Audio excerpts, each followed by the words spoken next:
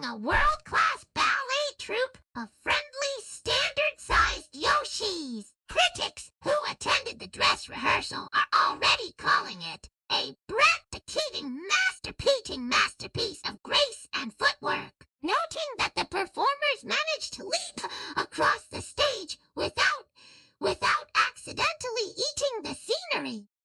Meanwhile, over at the Mushroom Kingdom National Gallery, a new exhibition has just opened. It features the legendary impressionist oil paintings of the lost woods. Visitors are advised to look at the art responsibly. Management warns that staring too closely at the painting of the haunted mansion may result in getting pulled directly into a hidden bonus level. Whether you are an opera enthusiast or an art collector, tonight is the perfect night to soak in the heritage of our beautiful kingdom. Please do not touch the statues in the courtyard.